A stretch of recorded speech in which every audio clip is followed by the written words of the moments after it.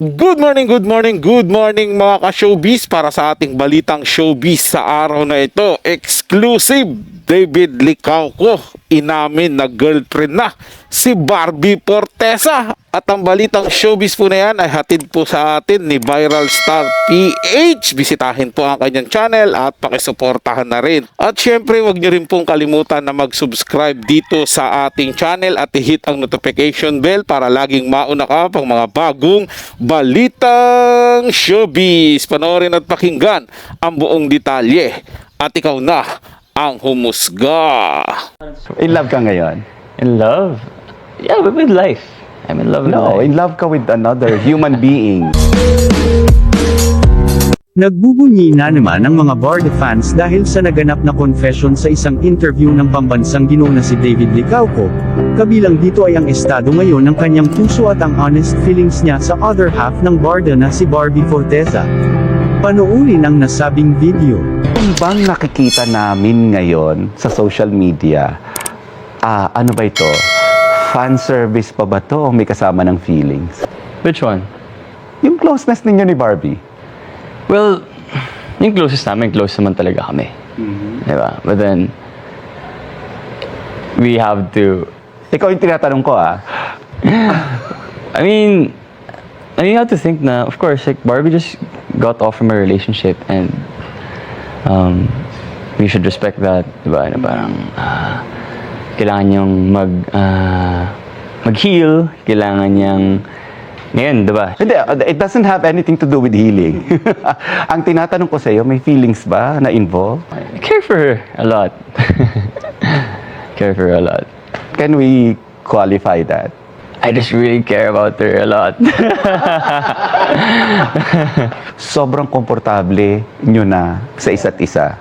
Like, you protect her and sometimes she protects you. Yeah. So, ibang dynamics na? I mean, nag-evolve na yung dynamics ninyo? Sure, before, like, transparently, she was taken, diba?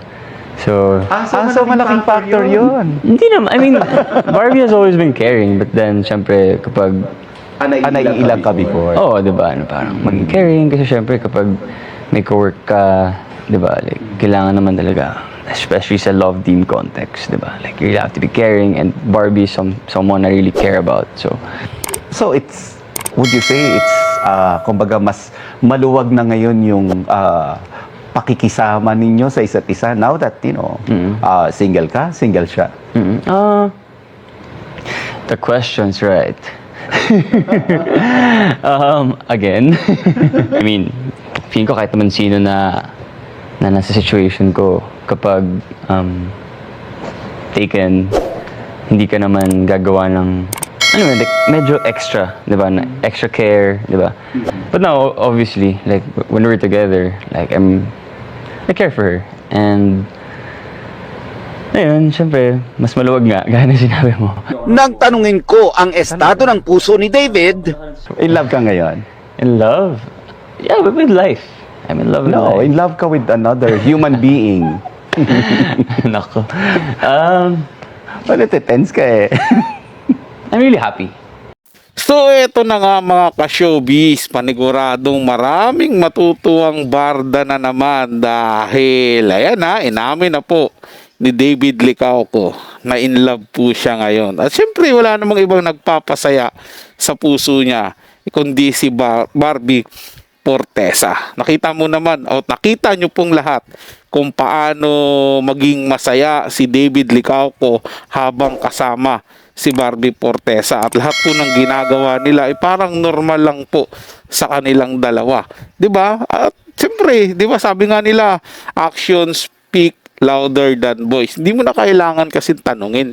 Kita naman po sa galawan po nilang dalawa na talagang andun yung pagmamahal nila sa isa't isa, andun yung care nila sa isa't isa. Antayin na lang po kasi natin kung kailan po talaga nila aaminin ng buong buo, yung talagang wala na silang itatago sa madla na eto na kami, na seryoso po yung aming relasyon. Sa ngayon, ibigay na lang po natin sa barda kung ano po yung gusto nila na gawin muna sa bilang sa kanilang dalawa muna yon, kung ano mang meron sila.